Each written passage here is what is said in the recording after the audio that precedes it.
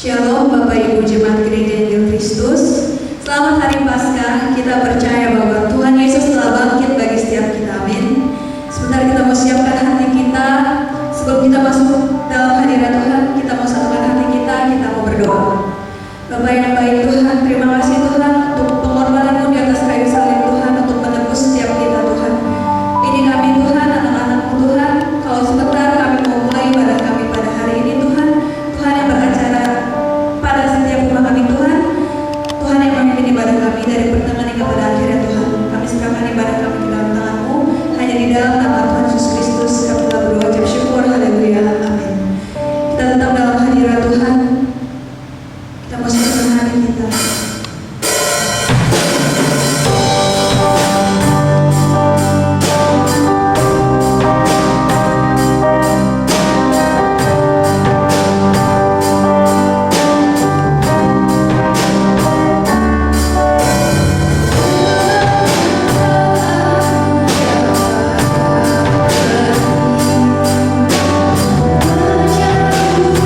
Jauh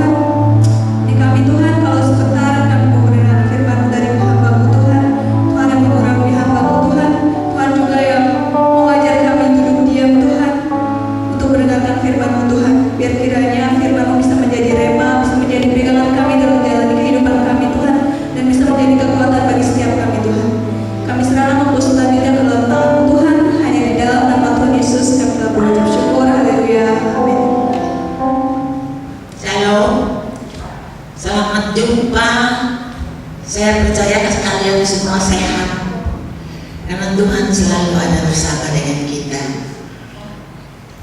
Pagi ini kembali saya bertugas untuk menyampaikan renungan.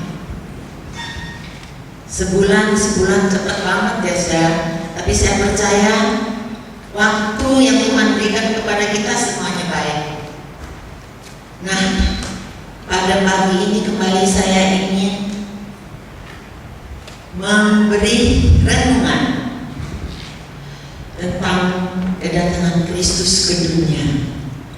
Saudara, kalau dia sudah gagal membuat Adam dan Hawa, sampai dia sendiri yang harus turun ke dunia ini demi membuat satu rancangan yang luar biasa. Manusia nggak bisa, nggak ada yang sanggup. Itu sebabnya dia turun sebagai manusia, supaya rancangan yang sudah dipikirkan dulu gagal dan kali ini harus berhasil. Supaya apa saudara? Supaya kita orang-orang yang berdosa ini mendapatkan perubahan yang luar biasa.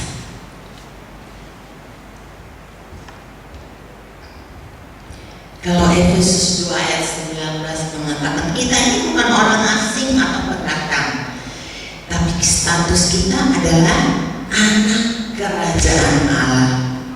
Nah, untuk itu Tuhan Yesus datang ke dunia supaya anak kerajaan Allah ini betul-betul diselamatkan dan yakin kalau Tuhan itu nggak cuma-cuma berbuat dan membuat supaya kita jadi selamat. Dan perubahan ini biarlah juga terjadi kepada kita, supaya kita bukan punya status jadi orang Kristen saja, tapi menjadi status anak kerajaan surga, pewaris. Ya saudara, itu sebabnya jangan sampai pewaris ini lepas dan dari kesempatan yang Tuhan berikan buat kita. Walaupun dia tahu nggak bisa dengan ucapan, dengan keajaiban, dengan mujizat, sepertinya sia-sia. Apa yang dia nggak pernah bikin? Orang mati bangkit, ya. 2 roti, 2 ikan dengan 5 ketur roti, yang makan 5.000 orang, ada sisa. Orang lumpuh berjalan, orang buta melihat, nggak cukup. Dia tahu persis itu, dia harus menjadi korban untuk dunia. Nah saudara, apa yang kita sudah dapatkan dari apa yang Tuhan sudah berikan buat kita? Saudara, kekristenan itu nggak membawa kita ke surga loh. Tapi pertobatan, ya, pertobatan itu membutuhkan pengorbanan. Bagaimana kalau Tuhan udah nunjukin cara yang begitu rupa supaya kita mampu bisa jadi anak Tuhan? Kadang-kadang kita suka bilang kepingin orang lain melakukan yang baik, tapi kita sendiri nggak baik. Kita ingin merubah orang suruh baik, tapi kita sendiri nggak baik. Tapi Tuhan melakukan baik, dia sendiri luar biasa baiknya. Ya saudara, itu yang harus dicontoh kita di dalam Roma 12 ayat 2. Kita merubah akal budi kita dan kita menjadi serupa dengan dunia. Kira-kira perubahan kita udah sampai di mana nih saudara?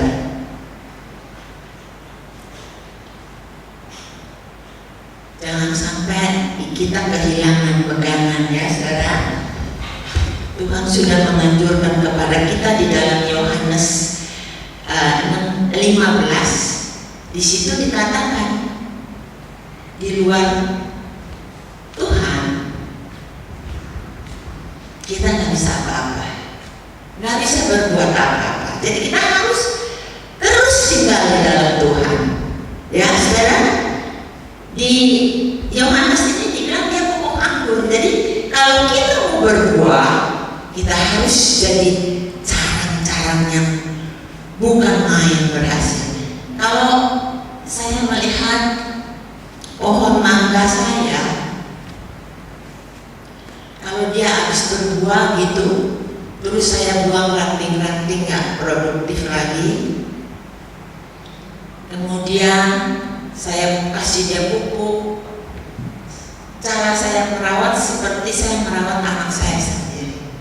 Ya, 2 kali seminggu saya siram, bukan akarnya aja, batang pohonnya, pokoknya saya siram. Dan memang itu kelihatan hasilnya. Nggak berhenti. Sekarang udah segede-gede kepala saya lagi dan berkembang terus. Kalau ada orang tanya sama saya, tante diapain tuh pohon mangganya? Saya belum pernah lihat tuh pohon mangga, belum habis kembang udah keluar lagi. Nah, bisa nggak seperti saya merawatnya? Yang anehnya, mantu saya punya teman datang ke sini. Aduh, gua gemes melihat si mertua lu, katanya. Dia punya gemes, saudara, dia bawa gala, dia petikin itu mangga. Padahal belum cukup, belum waktunya. Nah, kemudian dia datang lagi, dia bawa pupuk. Anehnya, dia sendiri punya ada 2 pohon di rumahnya, nggak pernah berbuah. Terus kenapa? Karena dia bilang, saya kasih pupuknya lupa-lupa ingat. Saudara, ingat, Tuhan Yesus nggak pernah lupa sama kita, amin. Kalau kita mau tinggal tetap di dalam Dia, kita jadi pohon yang berbuah yang selalu bertunas. Ya, kata di ayat yang ke-6 mengatakan, barang siapa tidak tinggal di dalam Aku, ia dibuang keluar seperti ranting yang kering. Setuju? Jikalau kamu di dalam Aku dan firman-Ku tinggal dalam kamu, mintalah apa saja yang kamu kehendaki, dan kamu akan menerimanya. Dalam hal ini Bapa-Ku dipermuliakan, yaitu kamu berbuah banyak, dan dengan demikian kamu jadi murid-murid-Ku. Saudara, siapa yang udah jadi murid? Yang disebut murid itu harus seperti apa? Ada ujian, ya kan? Kenaikan kelas, bagi rapot, dan sebagainya. Kalau ada pelajaran yang ketinggalan, itu harus kita kerjakan dengan tambahan. Berarti kita harus les privat, panggil guru, di mananya pelajaran yang lemah itu kita bisa belajar supaya kita dapat mengejar dan jadi murid yang favorit. Saudara, memang hidup ini nggak gampang yang seperti kita bicarakan, ya, nggak sama-sama cuma ngomong gitu ya, tapi kita harus lakukan supaya kita mampu mempermuliakan nama Tuhan.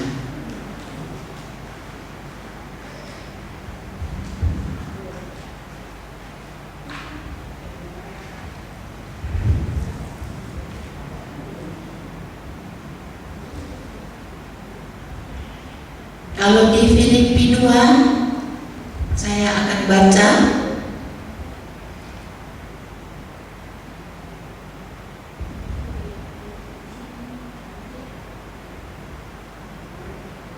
sampai ayat yang ke-4 ya. Begini bunyinya, jadi karena dalam Kristus ada nasihat, ada penghiburan kasih, ada persekutuan roh, ada kasih mesra dan belas kasihan. Karena itu sempurnakanlah sukacitamu. Dengan ini hendaklah kamu sehati sepikir dalam suatu kasih, satu jiwa, satu tujuan. Dan tidak mencari kepentingan sendiri atau puji-pujian yang sia-sia. Sebaliknya hendaklah dengan rendah hati yang seorang menganggap yang lain lebih utama daripada diri. Dan jangan tiap-tiap orang hanya memperhatikan kepentingannya sendiri, tetapi kepentingan orang lain. Hendaklah dalam hidupmu bersama menaruh pikiran, perasaan, terdapat semua dalam Kristus. Saudara,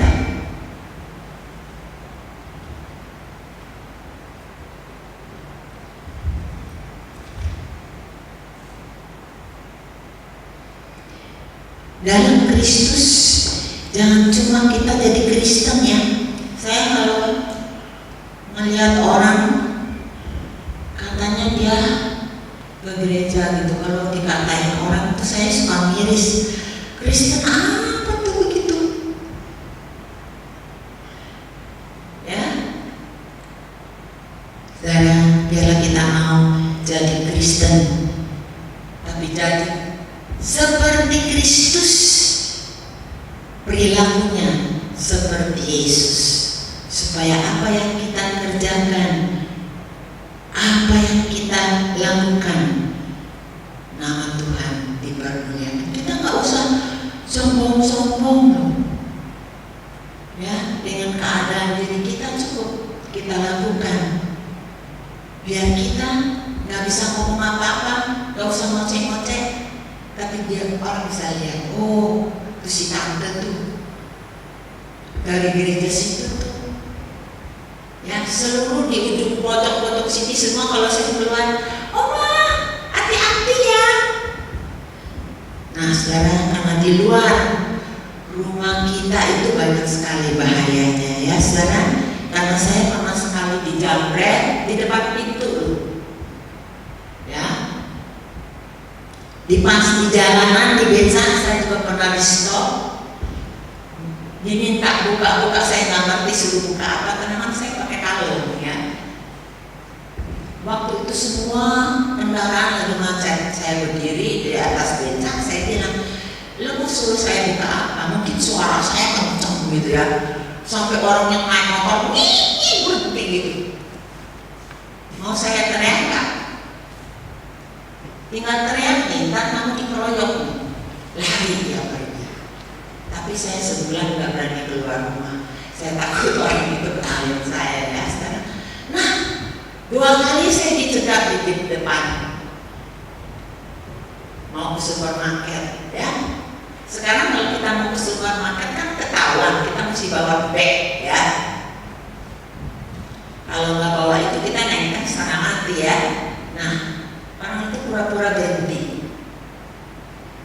Dia tanya saya, Bu, saya mau tanya pasar di mana ya? Nah, saudara, kalau nanya pasar sama saya kan di sini nggak mungkin dong. Tuhan langsung ingetin saya. Lalu saya bilang begini, kamu mau ke pasar? Dari sini kamu ke kiri terus, pinggir kali itu pasar. Belanja di situ yang banyak. Udah lewat lagi, saya nggak ke supermarket lagi. Beberapa minggu kemudian saya ke supermarket lagi. Yang saya beli kalau ke supermarket itu cuma sabun, minyak, seperti itu ya. Nah di jalan orang dari mobil berhenti tuh gitu, terus saya berhenti ya, saya mau nyebrang, terus dia tanya, Bu, puskesmas di sini di mana ya? Waduh, kok ada lagi seperti ini? Oh, saya bilang kamu putar balik di lampu merah situ, kamu putar, dia ada di sebelah kiri. Ya, terima kasih Bu. Saudara, luar biasa, luar biasa, ya. Itu sebabnya kalau keluar rumah bawa uang secukupnya, tidak usah pakai macam-macam, ya, pakai baju biasa-biasa saja. Saya sendiri sampai nggak berani pakai ATM, ya.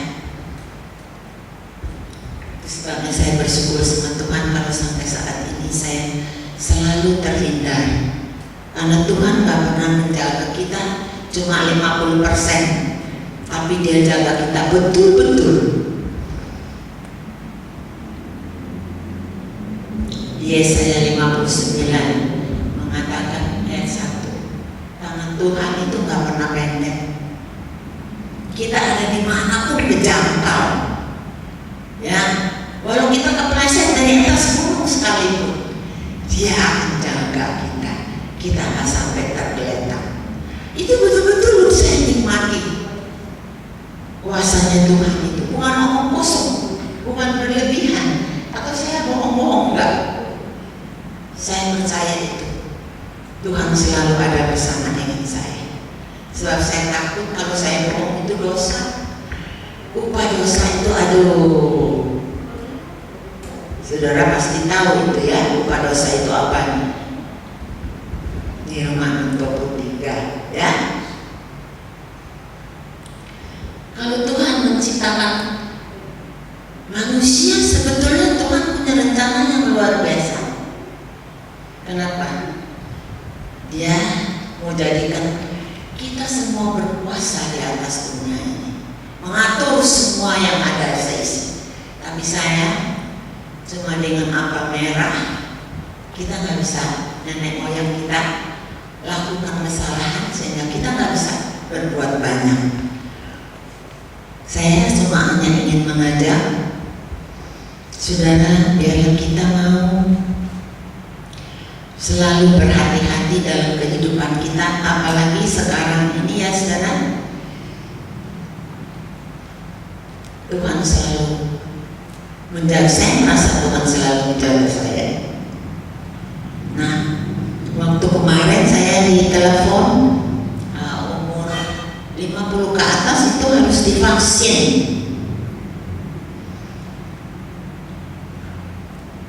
Saya pikir, aduh, saya divaksin gimana ya? Tapi saya percaya Tuhan tolong saya. Waktu saya dibawa, saya vaksinnya drive-thru ya. Semalaman saya pikirin saya nggak bisa tidur. Saya takut ya. Sampai saya di sana tunggu kan, itu juga membuat saya menjadi stres ya. Karena nunggu antri kan. Waktu ditensi katanya saya darahnya tinggi. Sampai sekali lagi ditensi, akhirnya bagus ya. Terus dokternya tanya sama saya, Bu, pernah dirawat di rumah sakit nggak? Enggak tuh. Masa, kata dia gitu. Oh, saya ingat, Dok, saya masuk rumah, dirawat di rumah sakit 2 kali karena saya melahirkan.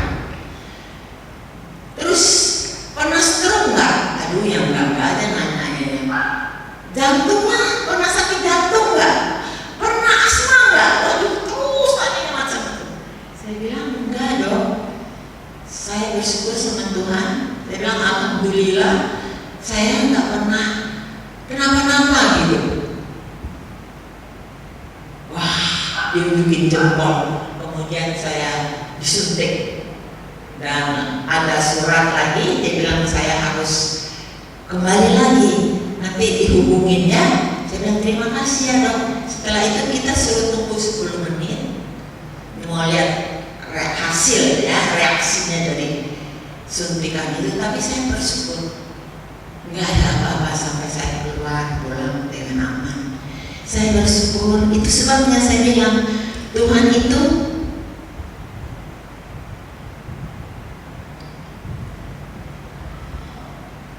terlalu baik buat saya ya. Di Roma 2 ayat 13, hukum Taurat itu apa sih sebetulnya ya?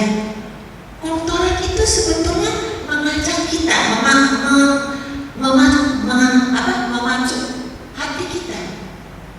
Adalah hukum Taurat itu adalah firman Tuhan, menyuarakan, jangan lupa. Biarkan hukum Taurat itu menjadi suara hati untuk kita orang-orang yang percaya sama Tuhan. Sebab di luar itu tadi firman Tuhan berkata kita nggak bisa apa-apa kan? Celaka kita kalau nggak bisa apa-apa. Saya mau ajak saudara membaca ulang di rumah ya Alkitabnya, atau udah dicatat belum tuh? Kisah Rasul 17 sebagai ayat penutup.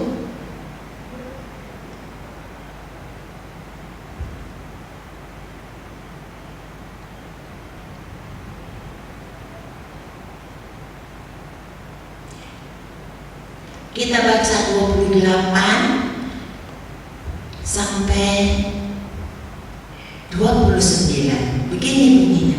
Sebab itu di dalam Dia kita hidup, kita bergerak, kita ada, seperti yang telah juga dikatakan oleh pujangga-pujangga. Sebab kita ini dari keturunan Allah juga. 29.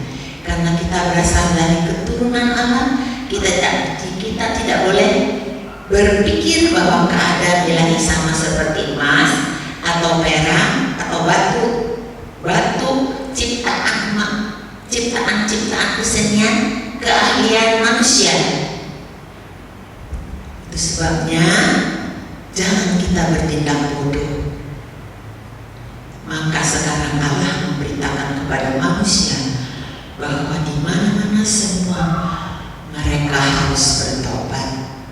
Mari saudara, kita meninggalkan hal-hal yang salah yang kemarin kita sudah lakukan, sebab kita manusia biasa. Kadang-kadang kita suka ingin melakukan yang baik, tapi yang bukan yang baik. Saya bersyukur sampai sekarang kasih karunia Tuhan itu luar biasa bekerja. Ya, kasih karunia itu bukan tergantung, oh kamu baik sih, jadi orang lain juga baik. Itu manusia biasa. Tapi kita tidak mau seperti itu, sebabnya kita tahu, kita alami kebaikan. Ya, bukan kita punya. Ya, kesetiaan bukan kita punya. Tuhan yang gak pernah berhenti melakukan kebaikan dan kesetiaan sampai saat ini. Dia masih berdoa untuk keselamatan kita ke depan. Terima kasih ya saudara. Nah, firman Tuhan dan renungan Tuhan saya tidak panjangkan. Saya tutup sampai di sini. Semoga menjadi remah buat hari-hari kita yang akan datang. Terima kasih, Tuhan Yesus memberkati. Kita sama-sama tundukkan kepala, kita berdoa. Bapa yang baik, terima kasih Tuhan. Kasih setiamu terus melingkupi dimanapun anak-anakmu berada dan percaya kepadamu dan berharap. Terima kasih Tuhan, seperti firman-Mu berkata, pertolongan-Mu tidak pernah stop. Selalu ada buat orang-orang, supaya kita semua boleh menjadi saksi bahwa Tuhan mencintai kita semua. Kita tidak bisa berbuat apa-apa. Semua yang kita bisa lakukan, Tuhan telah memberikan kesempatan. Sebabnya jangan sampai kita salah langkah. Tapi mari kita mau berdoa terus kepada Tuhan, supaya dalam masa-masa sulit ini kita selalu dalam genggamannya. Terima kasih, Tuhan Yesus memberkati. Amin. Sebentar kita akan menjalankan perjamuan kudus. Kita mau menyiapkan roti dan anggur kita.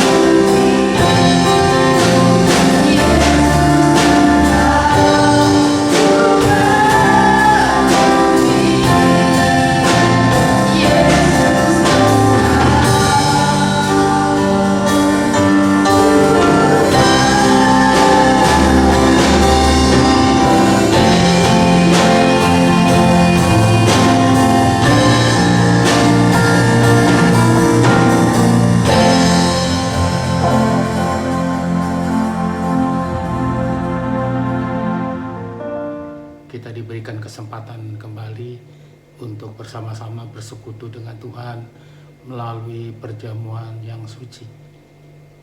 Bapak Ibu Saudara sekalian, mari siapkan hati kita, fokus kita kepada Dia. Meskipun kita ada di dalam rumah masing-masing, tapi saya percaya Engkau ada bersama dengan kita. Sebelum kita makan roti yang melambangkan tubuh Yesus dan anggur yang melambangkan darah Yesus, biar kita simak firman Tuhan yang saya akan bacakan, dan mari kita sama-sama renungkan firman Tuhan ini. Sebab setiap kali kamu makan roti ini dan minum cawang ini, kamu memberitakan kematian Tuhan sampai Ia datang. Jadi barang siapa dengan cara yang tidak layak makan roti dan minum cawang ini, ia berdosa terhadap tubuh dan darah Tuhan. Karena itu hendaklah tiap-tiap orang menguji dirinya sendiri, dan baru sesudah itu ia makan roti dan minum dari cawang ini. Karena barang siapa yang makan dan minum tanpa mengakui tubuh Tuhan, ia mendatangkan hukuman atas dirinya. Sebab itu banyak di antara kamu yang lemah dan yang sakit, dan tidak sedikit yang meninggal. Karena itu menguji diri kita sendiri, hukuman tidak akan menimpa kita. Mari saudara-saudara, kita angkat roti kita. Sebab apa yang telah kuteruskan kepadamu telah aku terima dari Tuhan, yaitu bahwa Tuhan Yesus pada malam waktu Ia diserahkan mengambil roti, dan sesudah itu Ia mengucapkan syukur atasnya, Ia memecah-pecahkannya dan berkata, inilah tubuhku yang kuserahkan bagi kamu, perbuatlah ini menjadi peringatan akan aku. Mari saudara kita makan tubuh roti ini yang melambangkan tubuh Yesus di dalam nama Tuhan Yesus Kristus.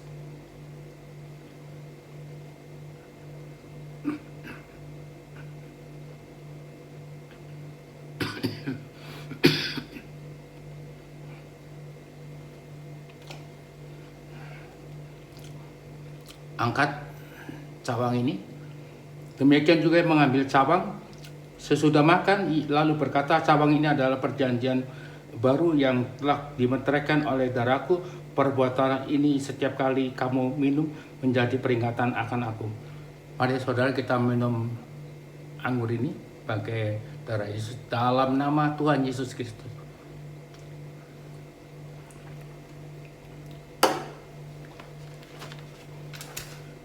Mari saudara kita mengucap syukur. Terima kasih Tuhan buat kebaikan. Engkau sudah memeliharakan kami sepanjang hari-hari yang lalu. Sampai saat ini kami boleh memperingati akan kematian-Mu kembali Tuhan. Biar ini menjadikan peringatan akan kematian-Mu di kayu salib, dan nama-Mu selalu dipermuliakan. Terima kasih Tuhan, kami sudah bersekutu dengan Engkau melalui perjamuan kudus hari ini. Biar nama Tuhan selalu dipermuliakan. Yang sakit Engkau akan berikan kesembuhan, yang dalam kesusahan Engkau akan berikan kelegaan. Biar nama Tuhan selalu dipermuliakan. Hanya di dalam nama Tuhan Yesus Kristus kami sudah mengucap syukur dan berdoa. Amin. Pengumuman minggu depan firman Tuhan akan dilayani oleh Bapak Pendeta Gunadi Subrata MTH.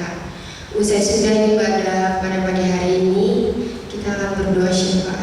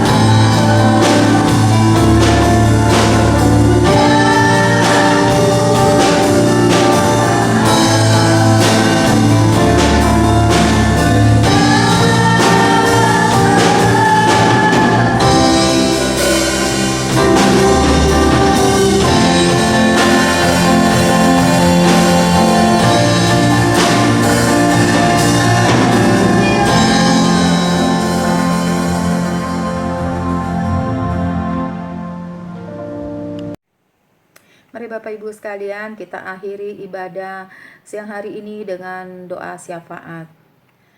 Maha besar Bapa kami yang bertata di dalam kerajaan surga, terpujilah kiranya nama Tuhan buat selama-lamanya. Terima kasih kami sudah memuji dan memuliakan nama Tuhan dan mendengarkan firman Tuhan. Biar kiranya Tuhan kami boleh tetap setia beribadah kepada Tuhan.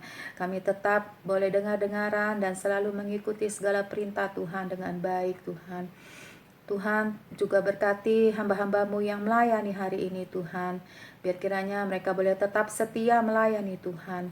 Hamba juga berdoa Tuhan untuk keluarga besar Jemaat Gereja Injil Kristus, dari Ibu Gembala kami, para majelis, para pendeta muda, dan ketua seksi, sampai pada anak sekolah minggu. Tuhan, hamba mohon perlindungan Tuhan, hamba mohon pertolongan Tuhan, dan Tuhan senantiasa menyertai kami dimanapun kami berada. Tuhan yang melindungi dan Tuhan yang memberkati.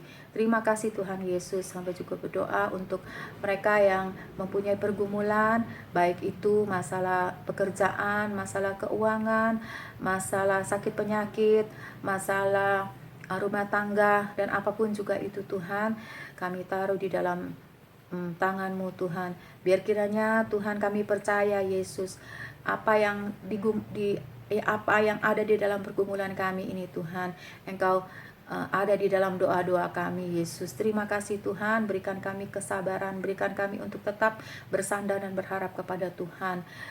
Berikan kami Tuhan kesabaran untuk menanti jawaban-jawaban doa-doa kami Tuhan. Terima kasih Yesus.